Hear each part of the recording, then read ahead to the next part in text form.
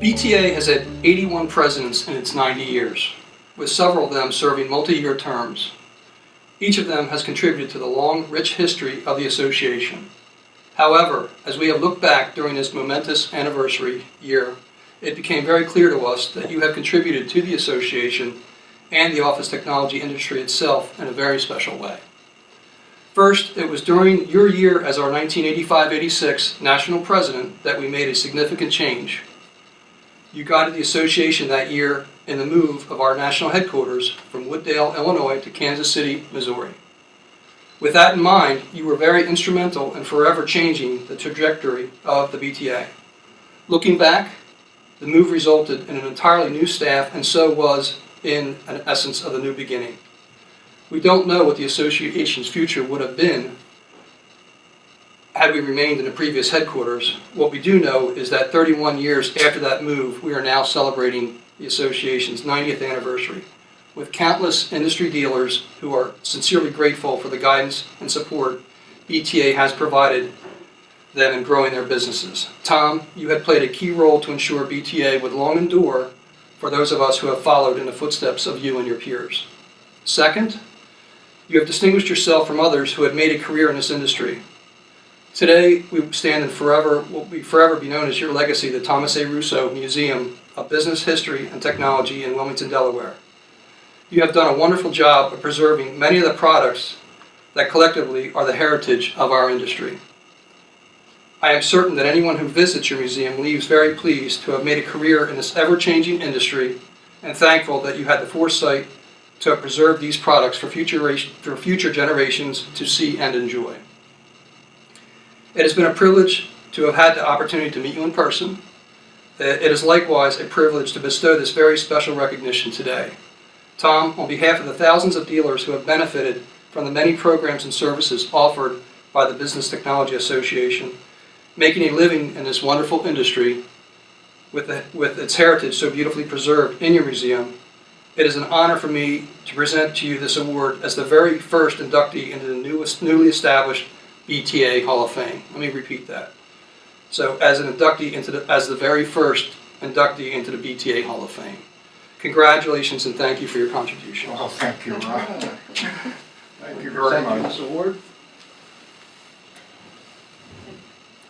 So it says, presented to Thomas Russo Sr., May 2016, BTA Hall of Fame.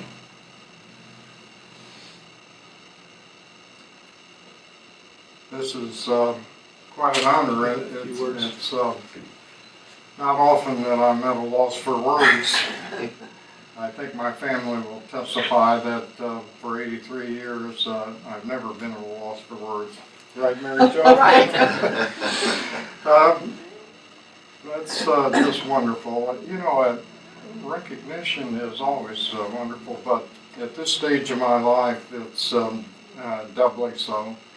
So on behalf of the Russo children and my wife, Mary Jo, who has been a big part of anything I've done, I want to tell you that we appreciate the honor very much. And we wish Business Technology Association all the best for their 90th year.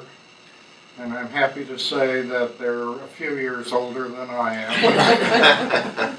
Thank you very much. And what do we have in front of us here?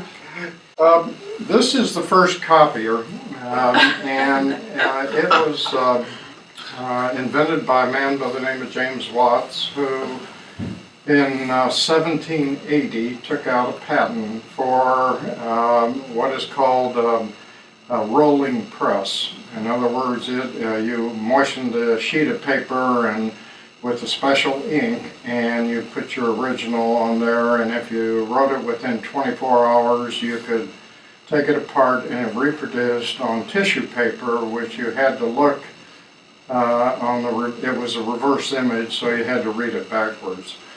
This is a very early rapid roller copier, which was the same principle, except you could just walk right up to the copier and put a sheet of paper in it and roll it, and it would go through a bath underneath and do the same thing that this did. And of course, business technology started in 1926, I think. I believe so. And this was the first typewriter that came out in 1870 and became the Remington. So this room is all the Remington products that were made over 130 some odd year history. We thought it'd be a great idea to track one manufacturer from the beginning to the end, and Remington was the oldest, and not to mention the fact that I worked for Remington for 17 years, so we were kind of partial and biased. But getting back to this is just wonderful. I am speechless. Thank you. Then it worked. It's the way it's supposed to be. Thank you.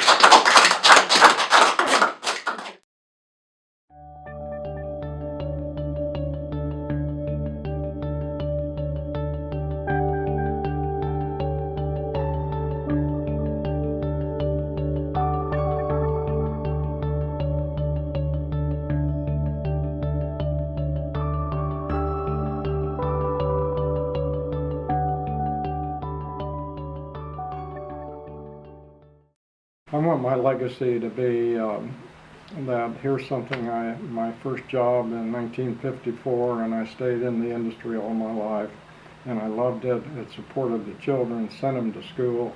It was good to me, and this is something nice to pass on. Well, for that we all thank you. That's for sure. Well, thank you. You know, we're all passing through, right? You know, this time of our lives, you know, this is part of history, I guess, and so you're leaving something behind. Not everybody does that. So. I have to tell you that NOMDA was a big part of, before NOMDA I really didn't realize how big the industry was, and NOMDA and BTA played a big part in expanding my horizons, I think. So I'll always remember that.